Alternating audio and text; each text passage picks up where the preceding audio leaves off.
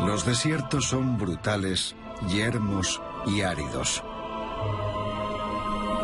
Pero dicen que en un desierto al sur de California hay algo verdaderamente extraordinario. El barco perdido del Mojave es una de las mayores leyendas jamás contadas. Según este mito, en algún lugar del desierto de Mojave hubo un naufragio. La idea de que un barco se perdiera tierra adentro en un desierto es inaudita. Y no se trata de un barco cualquiera. Está lleno de lingotes de oro, plata, joyas, perlas negras, todo lo que os podáis imaginar. ¿Pero podría ser real? Un hombre creyó que lo era. Estaba convencido de que había un barco ahí fuera, pero no sabía dónde. Su búsqueda le llevaría a través de uno de los lugares más hostiles de la Tierra. En el desierto se pueden alcanzar temperaturas de hasta 50 grados, y eso a la sombra. No hay asentamientos, ni un equipo de apoyo, ni ningún lugar al que acudir. Si no estás bien equipado y te adentras en el desierto, morirás. Esta es la increíble historia de Charlie Clusker y el misterio de su aventura en busca del legendario barco perdido del desierto de Mojave.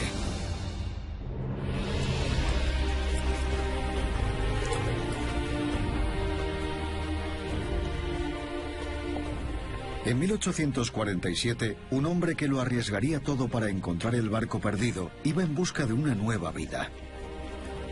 Licenciado en el ejército después de haber luchado en la guerra contra México, Charlie Clusker decidió encaminarse al oeste hacia la nueva frontera, California. Para Charlie, California hubiera sido un lugar de posibilidades extraordinarias. California, incluso en la década de 1840, era un lugar mágico.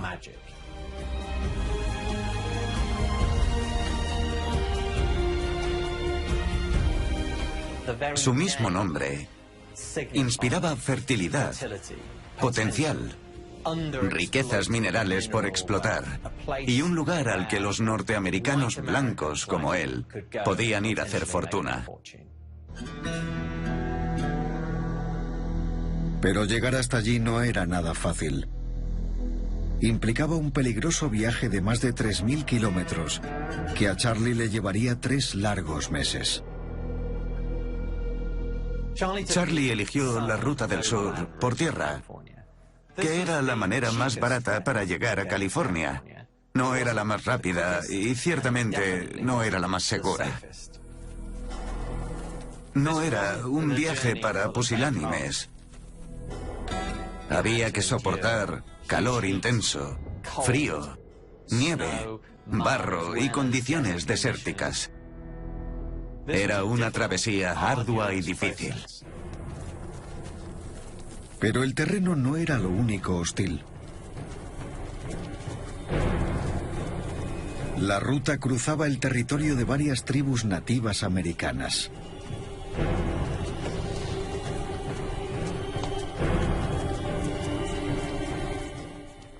Puede que Charlie estuviera preocupado por los posibles ataques indios. A lo mejor había oído rumores al respecto. En cierto sentido, se estaba jugando la vida.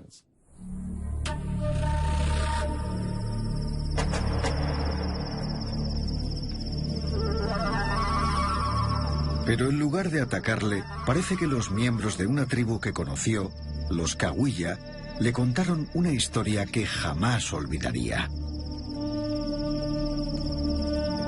Dijeron que el desierto había estado cubierto por una gran masa de agua. Un día, un gran pájaro de alas blancas llegó volando.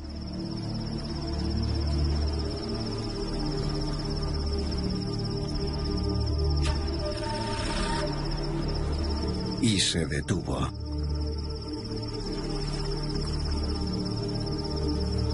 Entonces las aguas se retiraron y el pájaro quedó tumbado sobre la arena.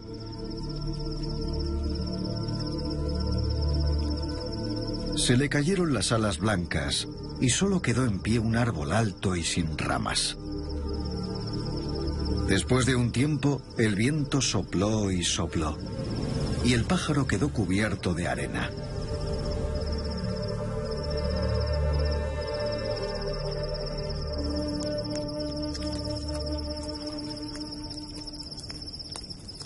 Charlie no podía dejar de pensar en aquella historia. Estaba seguro de que no describía un pájaro. Sumó 2 y 2. Pensó que las alas blancas del pájaro se parecían sospechosamente a las velas de un barco. Y el árbol podría ser el mástil del barco. Y de repente comprendió y empezó a verle el sentido.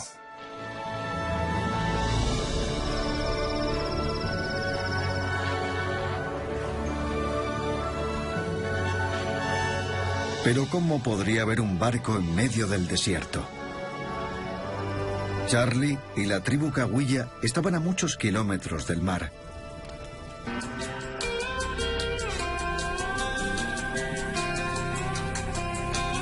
Así que se olvidó del tema y continuó hasta California.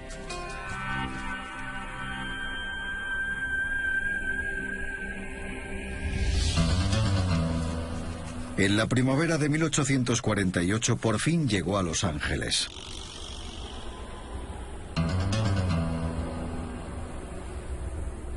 Pero no era lo que esperaba. Cuando Charlie llegó a California a principios de 1848, era prácticamente territorio salvaje. Apenas había 20.000 habitantes en una gran extensión de terreno. No era lo que se había imaginado. Pensaba que era la tierra de la abundancia y la prosperidad, pero estaba desierta. No había nadie, y mucho menos prosperidad. Así que se quedó muy decepcionado.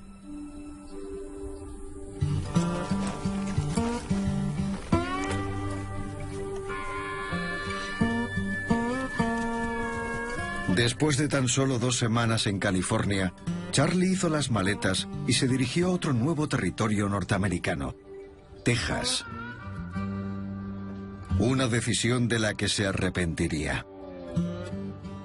Charlie cometió un grave error al no darle una oportunidad a California. Era impaciente y eligió el peor momento posible para marcharse. En 1848 se desató la fiebre del oro de California. Cuando encontraron oro en California, la noticia se extendió no solo por Estados Unidos, sino también por todo el mundo. La gente estaba ansiosa por llegar a California y cada segundo contaba. No solo tenían que llegar, sino hacerlo lo antes posible para poder hacerse ricos de la manera más fácil. Gente de China, Europa, Australia, Sudamérica, estaba obsesionada con llegar a California. Era su único objetivo.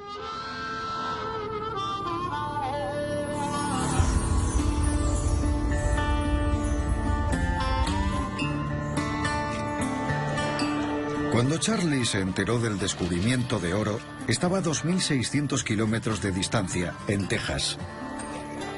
Charlie se habría dado de cabezazos al enterarse de que habían encontrado oro en California. Podía haberse quedado y haberse hecho increíblemente rico. Se enteró en Texas cuando la gente empezó a hablar del tema. Perdió cualquier ventaja que hubiera podido tener cuando estuvo en California los primeros días de la fiebre del oro. Ahora tenía que hacer lo mismo que el resto y volver a California lo antes posible. Así que Charlie volvió a poner rumbo al oeste.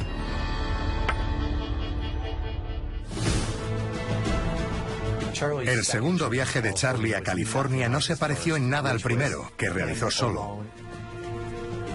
La segunda vez, había cientos e incluso miles de personas haciendo lo mismo que él. Era casi como una superautopista por la gran cantidad de gente que se había embarcado en el mismo viaje.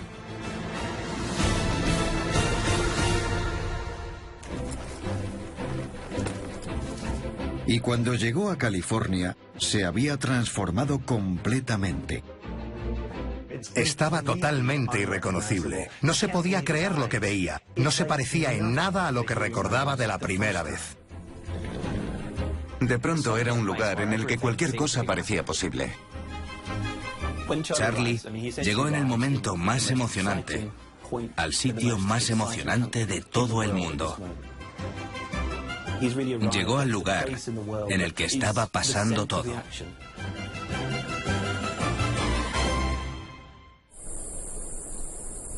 En medio de ese frenesí, Charlie se apresuró a conseguir unas tierras. Si querías reclamar un terreno para ti, tenías que hacerlo físicamente. Tenías que ir y clavar una estaca en el suelo y defender tu territorio.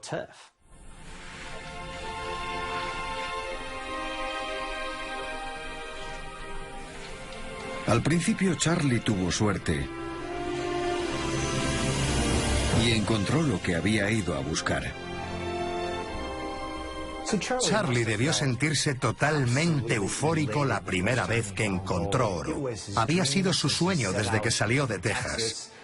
Temía que se hubiera acabado antes de llegar, pero no fue así y encontró un poco.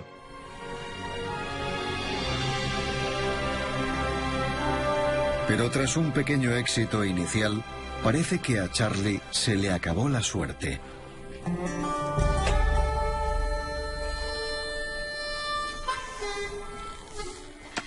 Cuando acabaron las ganancias fáciles, Charlie, como muchos otros mineros, tuvo que hacer frente al hecho de que encontrar oro iba a ser mucho más duro.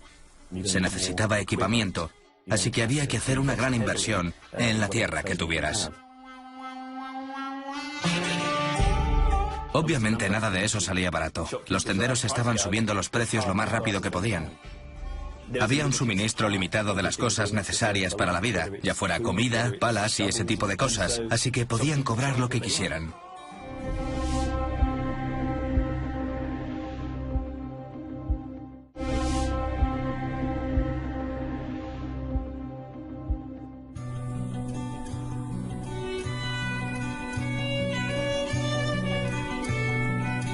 En 1855, la fiebre del oro de California había llegado a su fin. Después de 6 años intentándolo, Charlie no había logrado hacer fortuna.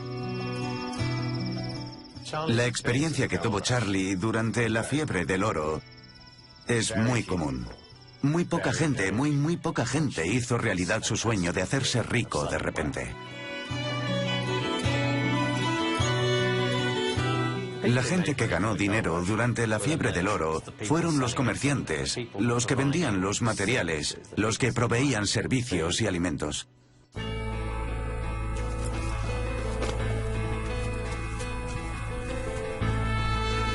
En 1862 se empezó a correr la voz de que habían encontrado oro en la vecina Arizona. Charlie se dirigió al sur para intentarlo de nuevo.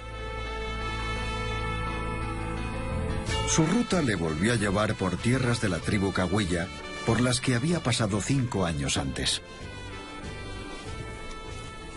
Y al parecer recordó la increíble historia del barco que había quedado anclado en el desierto y que había escuchado de los indios años atrás.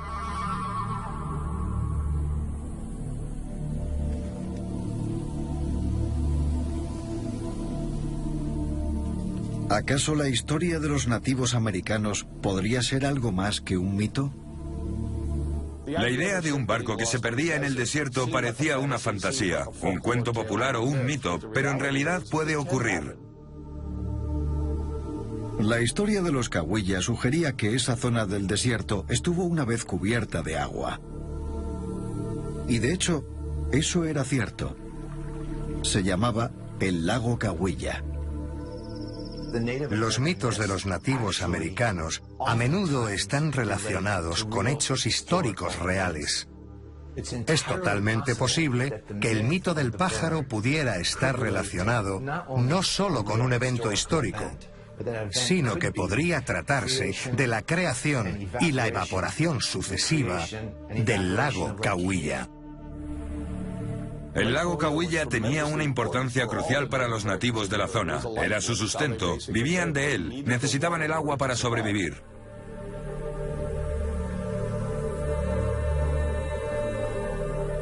Quedan restos de la antigua orilla por todo el desierto.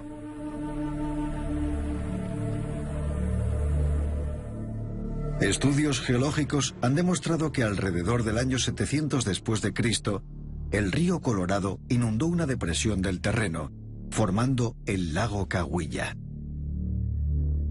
El lago acabó evaporándose y la zona volvió a ser un desierto. Pero se cree que en algún momento el lago no fue solo una masa de agua aislada. En los años en que el lago Cahuilla estaba lleno, algunos expertos creen que cuando el río Colorado se desbordaba, se formaba un vínculo entre el lago y el mar.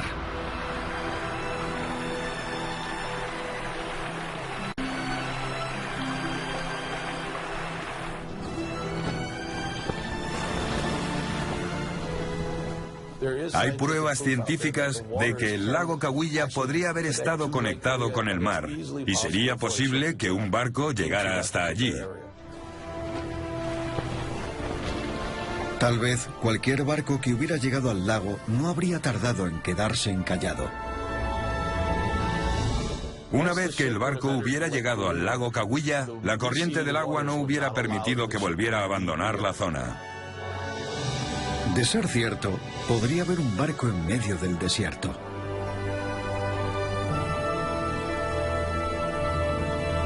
Y todavía permanecer allí.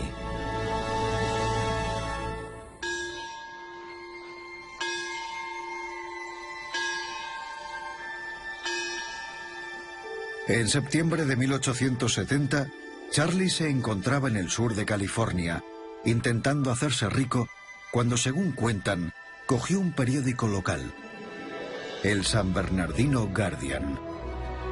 Mientras lo hojeaba, un pequeño artículo le llamó la atención. Hablaba sobre un barco que había sido visto en el desierto. La noticia decía que un grupo de personas había encontrado en la arena los restos de un gran navío. Se quedaría atónito. Pensaría, ¡ja! ¡Lo sabía! ¿Ves? Existe de verdad.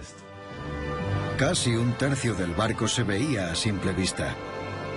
Se le saldrían los ojos de las órbitas al leer eso. La descripción del hallazgo del barco le hacía pensar que merecía la pena saber más. Según las noticias, quedaban restos del bauprés y algunas planchas de madera de teca estaban en perfecto estado. Solo veía símbolos de dólar, porque el barco parecía grande y sabía que un barco grande siempre transportaba mercancía. Y Charlie empezó a preguntarse qué tipo de mercancía llevaría.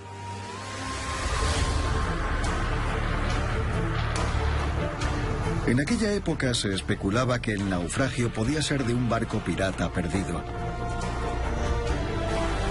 Entre los siglos XVI y XVIII, el Golfo de California estaba repleto de barcos españoles. Allí, los piratas más atrevidos abordaban los galeones que transportaban valiosos tesoros de toda Asia de vuelta a España.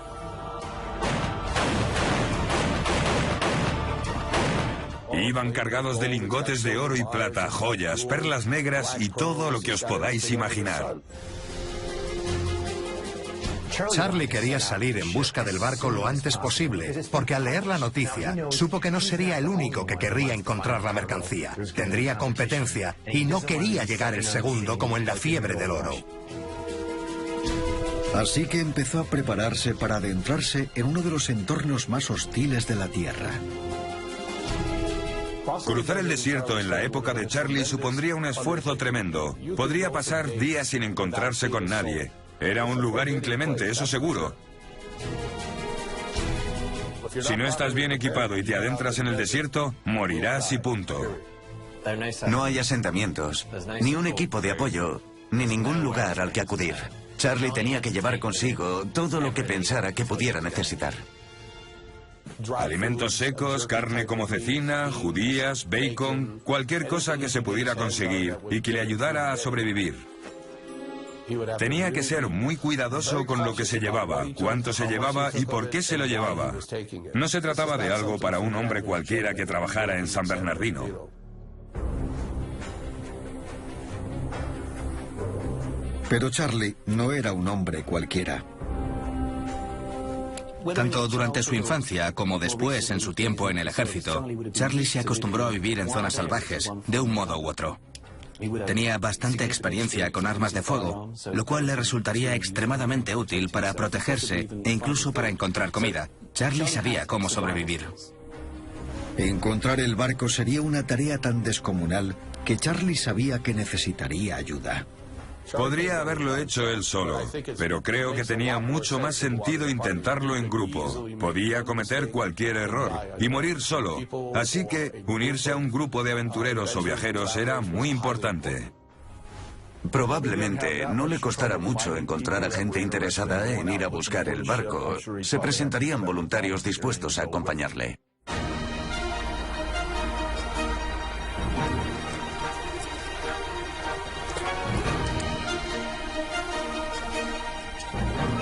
El 1 de octubre de 1870, el grupo reunido por Charlie se puso en marcha.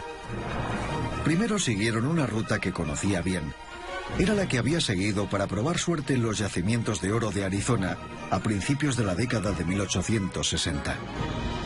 Desde San Bernardino siguieron la ruta de Bradshaw, que atravesaba el paso de San Gorgonio y el valle de Coachella hacia Martínez.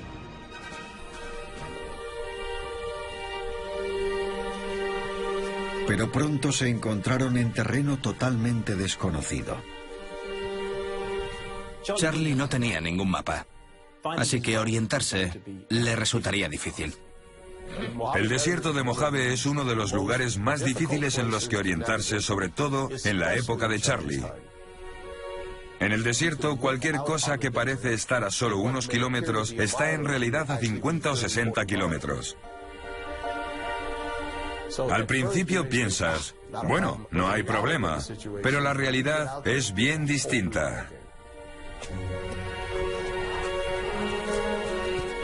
La mayor parte del viaje se orientarían a ojo. Buscarían objetos o lugares que pudieran recordar, para tener referencias, por ejemplo, un grupo de rocas. Pero en un sitio en el que no sabes dónde estás, es muy fácil perderse.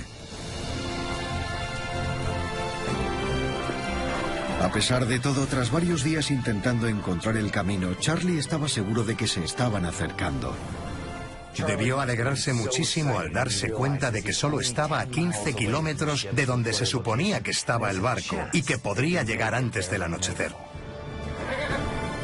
Entonces pasó algo que hizo que a Charlie le entrara el pánico. Se giró y vio que las huellas que dejaba se estaban empezando a llenar de agua. Se dio cuenta de que estaba en arenas movedizas. Era una situación horrible para Charlie. Estaba en medio de la nada y su caballo estaba desapareciendo en la arena. Se quedaría sin montura, lo perdería todo y moriría. Tenía que sacar el caballo que no paraba de relinchar mientras se le hundían las patas. Todo indicaba que seguir adelante era demasiado peligroso y tenía que retirarse. Charlie regresó a San Bernardino.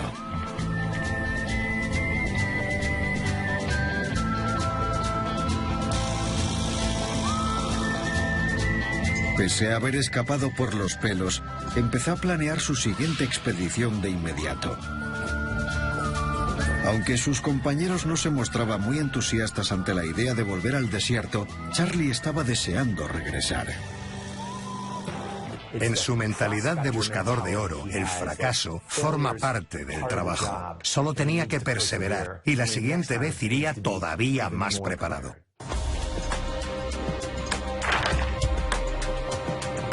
Y esta vez estaba convencido de que no fracasaría. Se hizo con todos los tablones de madera que pudo para poder cruzar cualquier terreno peligroso. Y 3 semanas después, el 5 de noviembre de 1870, Charlie partió hacia el desierto una vez más.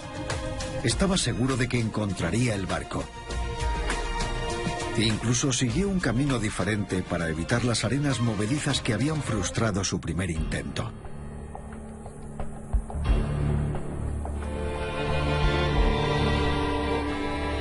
Pero no tardó en encontrarse en apuros.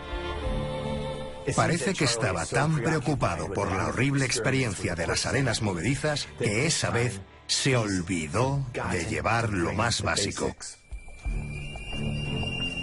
Primero, se le acabó la comida. Si estás en el desierto y se te acaba la comida, estás acabado. Incluso aunque tengas la suerte de encontrar una serpiente de cascabel y comértela, pero no hay mucho que comer en esa parte del desierto. A pesar del hambre voraz que sentía, siguió adelante, hacia donde estaba convencido de que se encontraba el barco.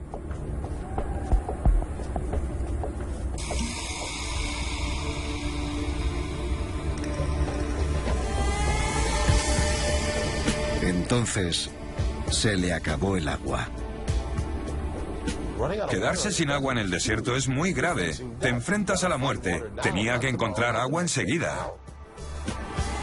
No es posible sobrevivir en esas condiciones sin agua. Y a Charlie, como mucho, le quedaban un par de días.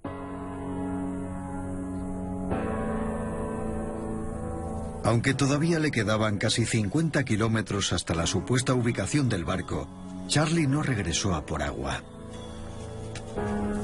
Siguió adentrándose en el desierto. Era una locura. Cuando estás en el desierto y te enfrentas a la posibilidad de morir porque no hay agua y sigues centrado en encontrar un barco perdido, es muy fuerte. Entonces, Charlie encontró algo que le indicó que estaba acercándose. Conchas marinas.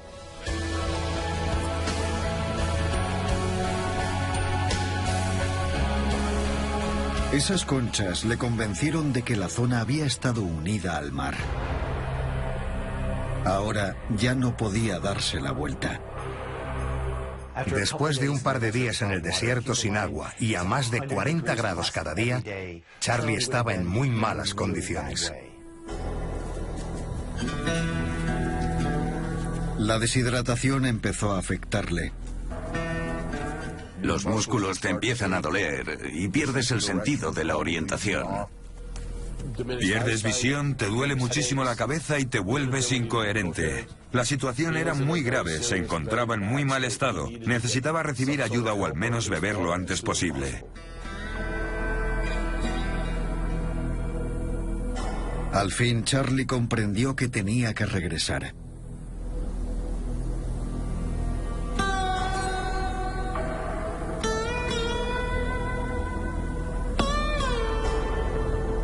Totalmente derrotado, echó la vista atrás por última vez.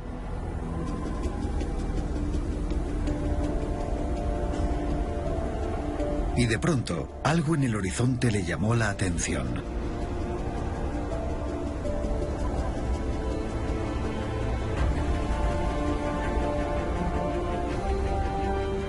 Al principio pensó que sus ojos le estaban engañando. Pero al mirar por el catalejo, se convenció de que lo que veía era el mástil de un barco. Y no de un barco cualquiera. Era enorme. Tendría 75 metros de eslora. Un enorme galeón español. Cuando Charlie vio el barco, debió emocionarse muchísimo. La historia era cierta, no era un mito. Charlie estaba desesperado por llegar al barco. Pero en ese momento estaba a las puertas de la muerte. Físicamente estaría totalmente exhausto, al límite. Era físicamente imposible que Charlie hubiera continuado. Vio el barco y quiso seguir adelante, pero su única opción era retirarse. Debía regresar o morir.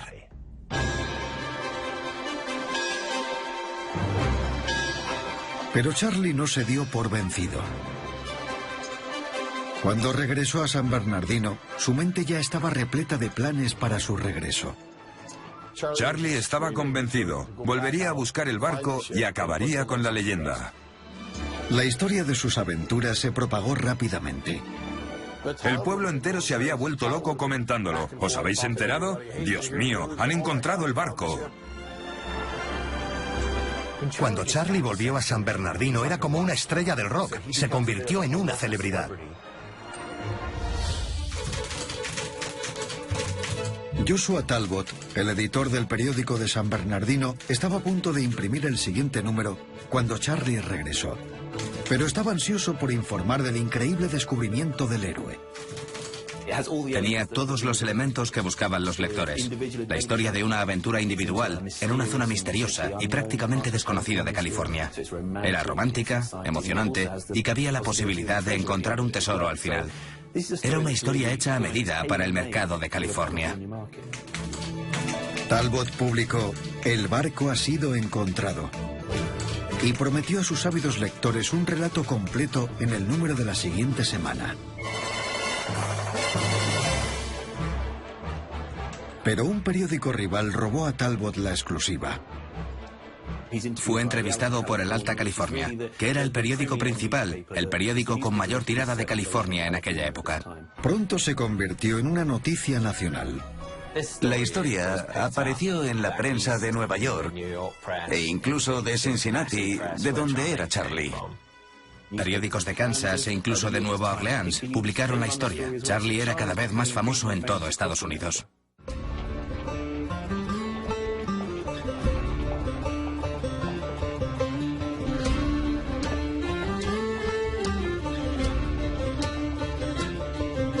La historia de Charlie se había convertido en un gran negocio.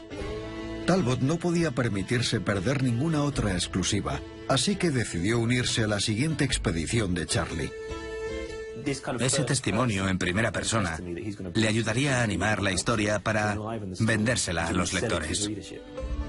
Y el interés de Talbot podía ser muy valioso para Charlie.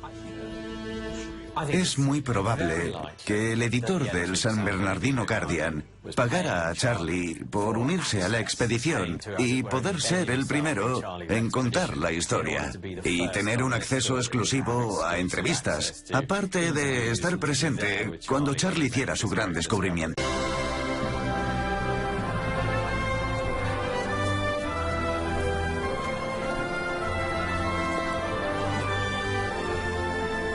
La actitud de Charlie al comienzo de la tercera expedición era desafiante. No se detendría ante nada. Tenía suministros suficientes para un pequeño ejército y estaba decidido a triunfar a cualquier precio.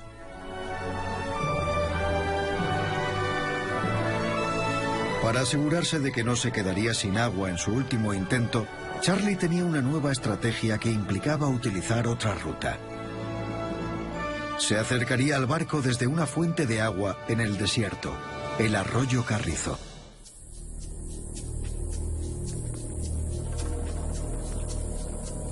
Pero el terreno de la nueva ruta era muy duro y avanzaban lentamente. Hay pequeñas colinas ondulantes, altas montañas, depresiones, zonas arenosas. Con suerte conseguía recorrer 15 o 20 kilómetros al día.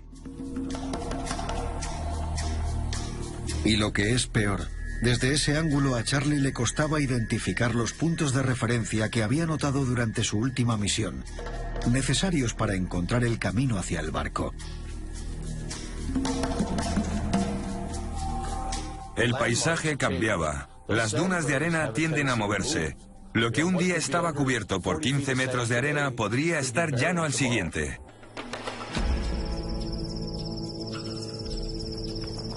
Los días se convirtieron en semanas y Charlie seguía sin encontrar el barco. Talbot esperaba encontrar el barco. Que Charlie dijera, ahí está, cojamos un par de objetos para demostrar que lo hemos encontrado y ya está. Pero en la vida real, se tarda mucho en explorar un desierto.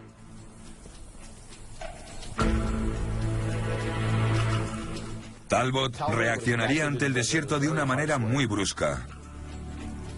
Como periodista, no se habría dado cuenta de las penurias que tendría que pasar.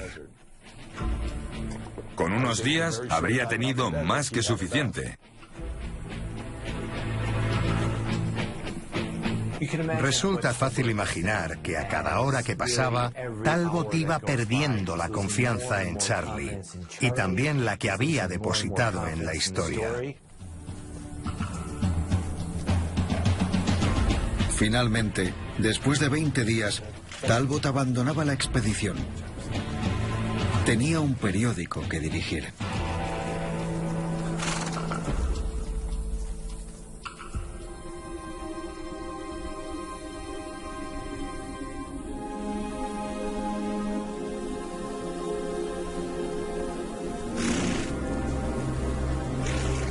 Charlie se quedó en el desierto 3 semanas más, pero no pudo encontrar el barco.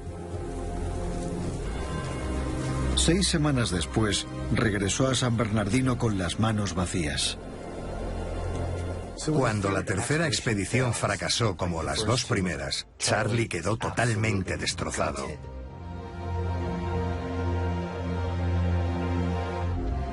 Completamente derrotado, abandonó su búsqueda del barco perdido en el desierto. Solo queda la pregunta: si de verdad Charlie había visto el barco perdido, ¿por qué no fue capaz de volver a encontrarlo? Debemos preguntarnos si es posible que durante la segunda expedición Charlie hubiera visto un barco que no estuviera ahí. Y claro que lo es. El hombre estaba deshidratado, a punto de morir. Llevaba días sin beber agua. Y la gente que sufre una deshidratación severa puede alucinar. Así que, ¿estaría alucinando? Hay otra explicación posible. Que Charlie sí viera un barco, pero que fuera un espejismo. El desierto puede jugarte muy malas pasadas. Puedes ver algo, jurar que está ahí y que no lo esté. Se llama espejismo. Y hay otra posibilidad más perturbadora todavía. De vuelta en su oficina, Talbot se puso a escribir sus aventuras con Charlie y se centró en algunos patrones extraños de su comportamiento. Talbot no pudo evitar fijarse en que parecía que Charlie no tenía prisa.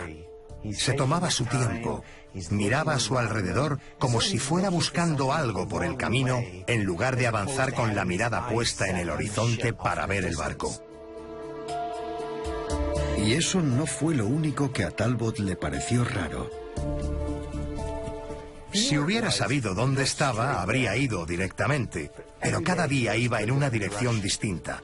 Y eso hizo que Talbot se preguntara si de verdad iba buscando el barco o podía ser otra cosa. De hecho, las rutas que había recorrido en las 3 expediciones parecían no tener sentido. Talbot empezó a preguntarse qué se traía entre manos Charlie. Cada vez se acercaba al barco desde más lejos, buscando por una zona cada vez más amplia y cada vez desde una dirección diferente.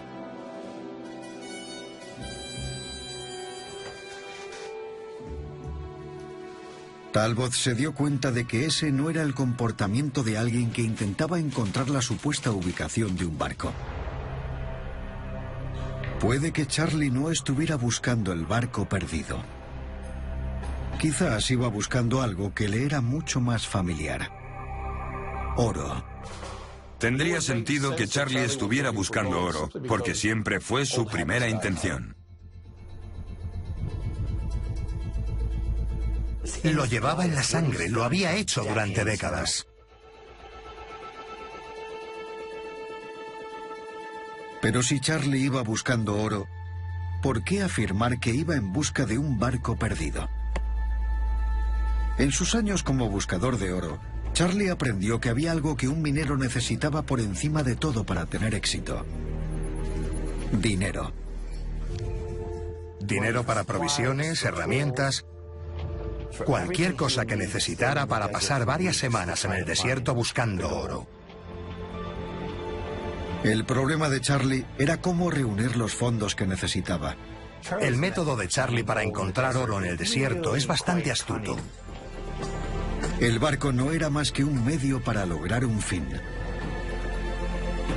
Si afirmaba ir en busca del legendario barco perdido, no sería un buscador de oro más que necesitaba financiación. Sería un héroe. Imagino que Charlie querría la atención de la prensa porque sería una manera de recaudar dinero. Si podía atraer ese tipo de atención, entonces conseguiría que la gente invirtiera en su expedición. Todo el mundo sabía que iba en busca del barco, así que le habría resultado bastante fácil conseguir lo que necesitara para la expedición. ¿Sería todo un cuento para sacar dinero? Charlie sabía contar una historia. Afirmaba que de pequeño era amigo de Abraham Lincoln, en un momento en el que Lincoln no estaba cerca siquiera de Charlie Clusker. Sea cual sea la verdad, Charlie alcanzó la vejez y murió en 1915 a la edad de 105 años. Su esquela no mencionó la búsqueda del barco perdido, pero sí que le describió bastante bien. El señor Clusker era el típico minero y buscador de oro. A veces tenía riquezas en la mano y siempre estuvo obsesionado con la idea de encontrar fortuna. ¿Pero significa eso que nunca hubo un barco en el desierto? Muchos afirmaron haberlo visto. En 1892 vieron uno, en 1907 otro, en 1933 otro y en 1944 vieron otro. Lo más desconcertante es que en cada caso se vieron barcos diferentes, incluso un barco vikingo. Aunque nadie puede explicar cómo podría haber llegado hasta un desierto en California. Y ese no es el único problema con los numerosos avistamientos de barcos. Es como si nadie viera el barco dos veces. Todos lo ven, se emocionan, se retiran, organizan otra expedición y no lo vuelven a ver. Eso parece indicar que nunca estuvo ahí. Si el barco existiera de verdad, podrían haberlo encontrado una segunda vez y haber traído una prueba. A pesar de todo eso, la leyenda sigue viva. La leyenda del barco perdido ha continuado y continuará. Cuando todos nosotros hayamos desaparecido, seguirá existiendo. Y para algunos, siempre habrá un barco perdido en el desierto. Estoy convencido de que hay un barco perdido ahí fuera y me encantaría encontrarlo.